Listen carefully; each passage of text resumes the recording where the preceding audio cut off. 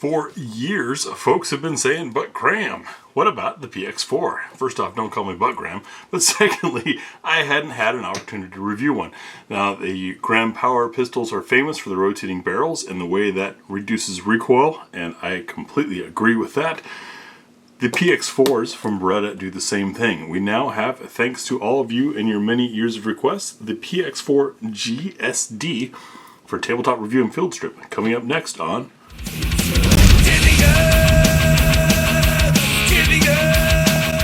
There are two basic ways that things appear on this channel. One of them is our patron funding, and when the patrons vote for me to purchase something with the money, once it's compiled enough, I go get it. The other is manufacturer generosity. So thank you to all of you who asked Beretta to get a PX4 GSD out to me. Finally got one in hand and looking forward to this. Open number box, we can see immediately we've got 3 magazines, 1 in the gun, 2 additionals, 1 in the gun is extended. We also have our 3 interchangeable back straps, 1 on the gun and 2 others that reduce. Now about the back straps, I attempted to swap earlier and was unsuccessful. The process just, I was worried I was going to be damaging the gun. The GSD model is a bit akin to Langdon Tactical. More details on that collaboration, of course, will be in the pinned comment. But we have the gray slide, we also have the Ameriglow sights, and the decocker only model here, which I appreciate. The rest of our box, of course, we have our federally mandated lock. Up top, you get a nice quality cleaning kit, as well as part of the GSD, some Talon grips to wrap around the back. I haven't opened this up yet. That's one of the things that Langdon Tactical does with their PX4s, and I can see why. The texture here feels a bit slippery, and I'm still weighing in my head if I want to review it with that installed or review it factory, just because I haven't done a base model before. You also get a warning and safety notification in multiple languages. However, for the manual, you need to go online for that. Bringing it in to take a look at the gun, lock the side of the rear, we can see that we're clear there, and we'll check to see if we have magazine release or ejection. And we have a little bit of hop there, so it looks like some ejection, which is excellent. Whenever you have a metal-bodied magazine like this and a polymer grip, magazines are pretty much sure to fall out smoothly. You notice that the cuts are on both sides of the magazine. That's because the magazine release, though not ambi, is reversible. Some people I know prefer it that way. I like the ambi, but I can see why. If you've got really large knuckles or a grip issue that's going to cause the magazine release to get hit on other sides, sometimes reversible is better. Another instance is, depending on your holster and where you carry and what your activities are, with an ambi you do run the risk of maybe the outside one, if it's exposed, getting bumped. We can see that we're clear, and you notice that the barrel didn't tilt, and this is back to the main reason why folks have wanted to see me review one of these. The barrel rotates to unlock. Now in the Graham Power setup, and I imagine what's going to happen here, is you end up with a reduction in recoil. Sorry about the camera there. Reduction in recoil, because you don't have the mass of the barrel shifting abruptly back, down, up, and forward. Instead it's just twisting. And I know it doesn't sound like that's a whole lot of mass to deal with, but it is a percentage of the total mass of the gun, and when you fire, part of what you're holding on to, most of it actually what you're holding on to and fighting against in recoil, is the action of the gun. Pistol ammunition in particular, 9mm, does not necessarily have a whole lot of true recoil in itself versus what the human hand can deal with. What we feel is the slide coming to an abrupt stop at the end, the slide slamming forward, and then also the shift of weight in there. So by reducing all of that, by eliminating the shifting of weight by the barrel, you generally get a smoother shooting gun. Taking a look up front, we can see we have a little bit of slide to frame, play or wiggle. People always want me to check that. It really doesn't matter, folks, because your sights are moving with it. So that plus the recoil impulse, chances are the sights being off by a millimeter of difference after your shot is not something it's either something you're not going to notice or something you're going to correct anyways as part of your recoil control. The important thing is the barrel lockup, which is very tight. We have one slot for an accessory underneath this rail, the rest of it being used by the serial number plate. I used to be one of those people who thought the slots need to go back as far as they can, and then I realized that there's not much you can mount from the rear. All that having multiple slots permits you to do is if you've got something with an adjustable point, a light that allows you to move where that rail slot can be, sometimes that can help with alignment a little bit. In an oddity for a European gun, we do not have texture on the front of the trigger guard. In fact, it's rather smooth, and we have this big rounded trigger guard that is a little bit counter to the current trend of the double undercut, but that's because this is a double action, single action pistol, which means when decocked, you need the trigger to be able to move from through all there. Speaking of, because this is a decocker model, you cannot carry it cocked and locked. You can only go to decock, and there is no safety there other than the weight and length of this pull. While we're here, why don't we do some trigger talk? Our double action starts up front. We've got a broad, rather, although it's curved, the face across the front of the trigger feels rather flat, so it pulls very steadily, very smoothly, braking all the way at the rear. Our reset is appropriate, I'd say mid-length, taking us just in front of a wall, and the single action, if I let go, is fairly crisp with an appropriate weight as well. Seems like a nice trigger. I'm excited about that. The trigger guard cut does not have any high spots that I can feel where I'm going to be getting Glock knuckle, if you will. If anything, this relief, this extra width right here for the magazine release mechanism is kind of guiding the finger around that to force you to a good grip underneath. So that is nicely done. The texture on the side of the frame is minimal. The front strap and right strap, or rear strap, are where all the texture is, and that's also a good thing because this is the stuff that rubs your skin. The front and rear is how you control recoil and grip the gun. So I'm not too worried about the slickness. In fact, I may even review this without the Talon grip on it first, just to get a baseline for the gun. You can see we do have slight indentations here for stripping a magazine if you're not familiar with the proper way to clear a Type 3 malfunction. That's giving us just a little bit to be able to grab on there. And I do like that the heel here protrudes a little bit lower than the rest of the mag well, so I've got something to index against to insert magazines. So that should be pretty good. Controls are all easily within reach for me, so this pre-installed backstrap is probably going to be just fine. It is an interesting mechanism for changing the backstrap, which you're looking at.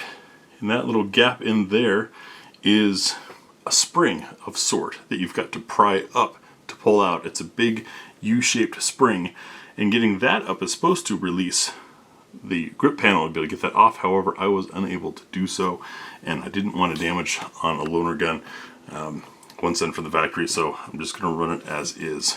Coming around the back of the gun, well, I guess since this is a decocker model, we're always going to be here. We can see we've got good and tight, a nice smooth fitment across there, and give you a look at that sight picture.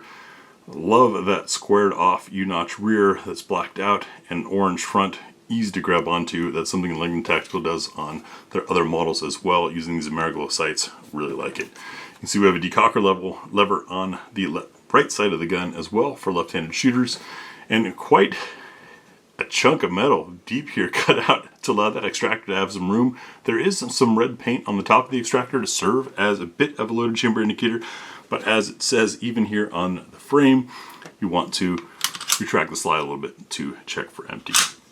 Next, we'll field strip the PX4 GST and take a look inside the gun. Field strip the PX4, we of course want the magazine out and make sure that our chamber is clear. We're going to pull down on these takedown tabs on both sides of the frame, use the hammer, and the slide goes forward just a wee bit. This gun is really dry. I don't normally lubricate or modify. I don't touch guns. I just run them out of the box to be as fair as possible to you guys, but this is unreasonably dry, almost like factory new, so I'm going to lubricate it just for the love of the gun. But you can see our construction here, beefy metal insert for our ejector and hammer mechanism and all of that. Let me throw a dab of oil on there. I'll leave this in, why not, right? Just like any handgun or any mechanical device that you want to lubricate, you're going to lubricate where there's metal-to-metal contact. In this case, I'm applying a dab of oil on the leading edges of the rails. and they'll get circulated once I have the slide back on. Now for the magic. This is where the rotation mechanism happens, and it's kind of interesting. I'm going to pull that little block off, and that groove there, that little piece, is the camming surface. We can pull out our recoil assembly, which appears to be polymer, with this interesting kind of weight thing at the front. Now we can just twist our barrel to get it to unlock, bring it forward a bit so that we can get it to tilt. Come on, there we go.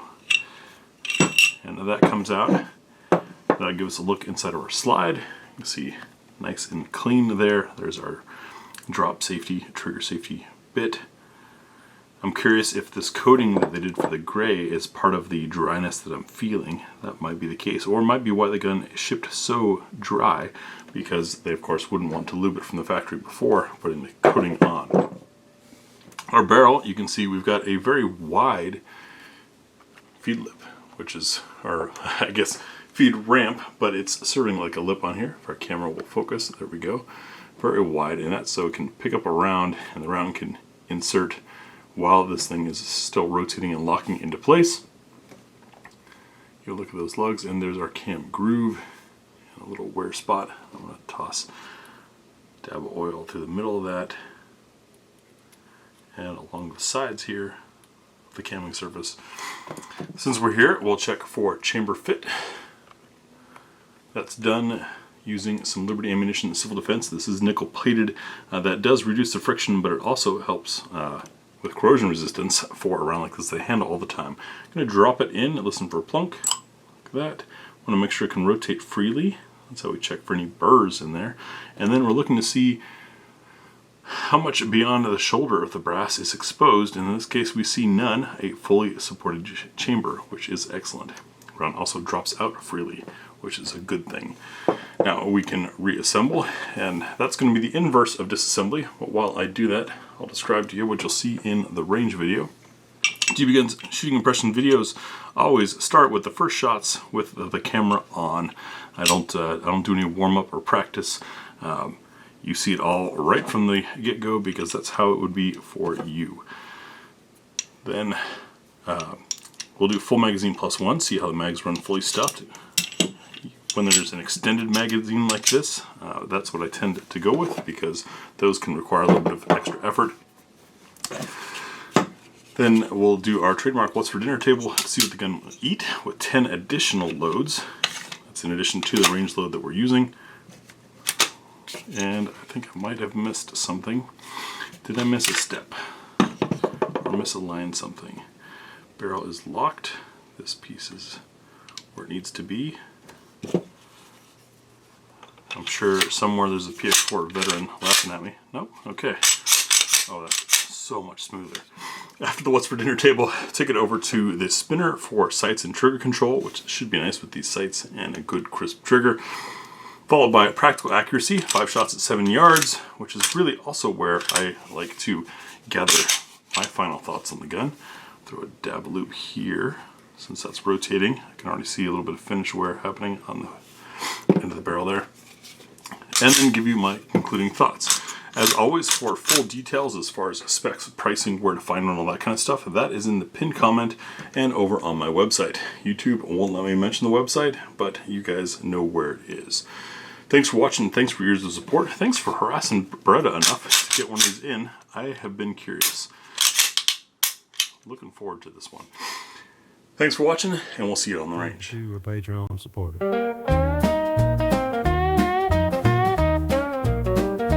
GBGuns, and I do to level.